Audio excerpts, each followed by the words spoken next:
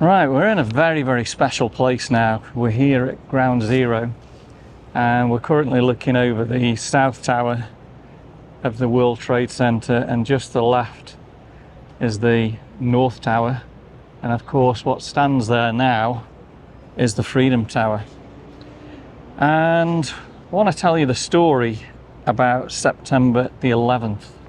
So at 7:59 a.m. American Airlines Flight 11, a Boeing 767, registration N33-4AA, carrying 76 passengers, excluding the hijackers. Obviously we're definitely going to exclude people like that. 11 crew members depart 40 minutes late from Logan International in Boston, bound for Los Angeles International. 5 hijackers are on board. Hijacker and ringleader Mohammed Atta will pilot the plane that will crash into the North Tower of the World Trade Center, which is straight over there. At 8:14, United Airlines 175, a Boeing 767, registration number N612, UA, carrying 56 passengers, again excluding the hijackers, and 9 members depart 40 minutes late from Logan International Airport, bound for Los Angeles. 5 hijackers on board, and the lead hijacker, Marwin al-Shahir, will pilot the plane into the South Tower of the World Trade Center, which is right here. 8:14, Flight 11 is hijacked over central Massachusetts, turning first northwest and then heading straight to New York. At 8:20, American Airlines Flight 77, 757, registration number N644AA, 58 passengers, again excluding the hijackers, and 6 crew members depart 10 minutes late from Washington Dulles International Airport, bound for Los Angeles. 5 hijackers on board, and the lead hijacker, pilot Hani Hanjour, will pilot the plane into the west side of the Pentagon.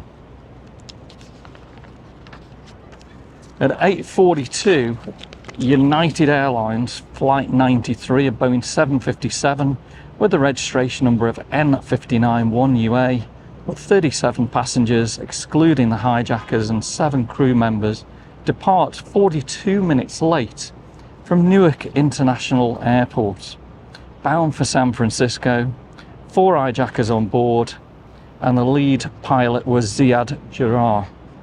At this time, Flight 175 has been hijacked, and Flight 11 is about to descend here to New York and is 4 minutes away from crashing in the North Tower. 8:42 to 8:46, Flight 175 hijacked above northwest New Jersey, about 60 miles northwest of New York, continuing southwest briefly before turning back to the northeast. At this time, they estimate Flight 11 is about to descend over New York City here and minutes away from crashing. 8:46, Flight 11 crashes into the north face of the North Tower, One World Trade Center, between the floors of 93 and 99. All passengers on board instantly killed, with an unknown number inside the building. The aircraft enters the tower intact and doesn't come out the other side. 8:50 to 8:54, Flight 77 is hijacked above the southern Ohio, turning to the southeast. The transponder is turned off by hijacker pilot Hani Hanjour. 9:03, Flight 175 crashes into the south side of the South Tower, which is directly here, and that entered coming straight over this way. Between floors 77 and 85, all passengers and crew were killed, together with an unknown number of inside the building. Parts of the plane, including the starboard engine, leaving the building from the east and north side, falling to the ground 6 blocks away.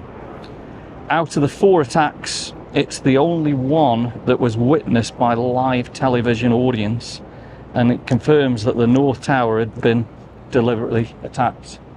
So the North Tower would have been over there, and Flight 11 would have come in and hit straight there. Okay, let's continue on here.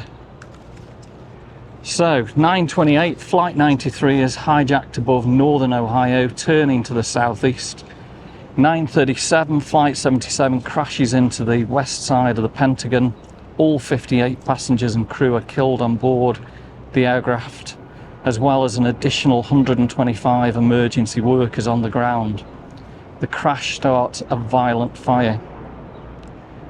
9:45, United States airspace is shut down by the Federal Aviation Administration. All operating aircraft are ordered to land at the nearest airport, and international flights are not permitted into the airspace.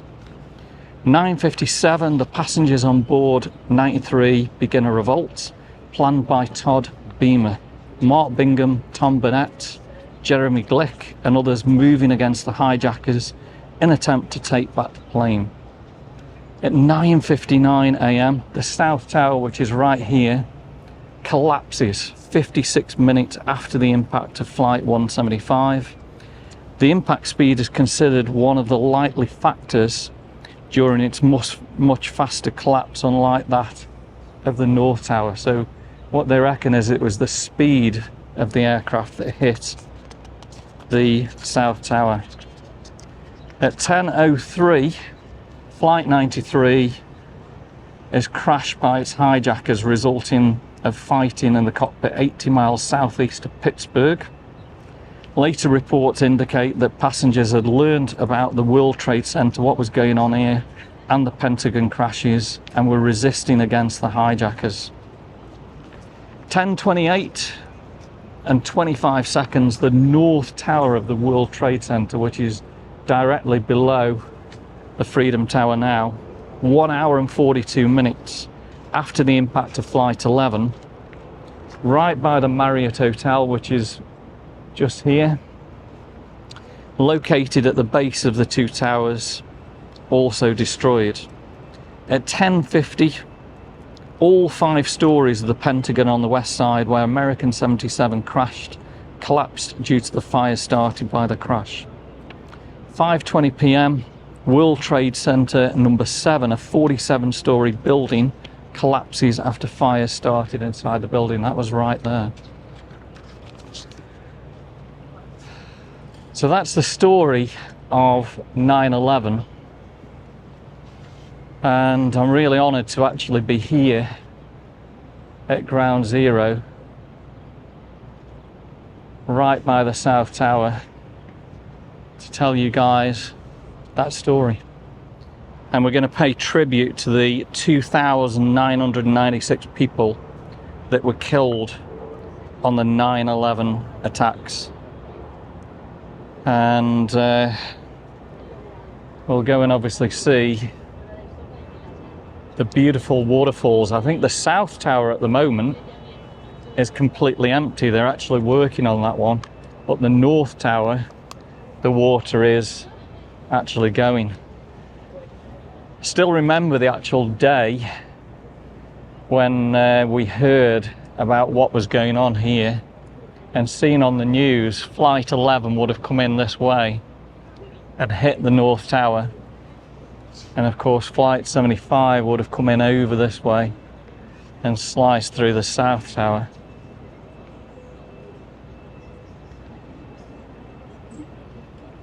So just take 10 minutes with me now and think about all the people that have lost their lives at Ground Zero that we're looking at today.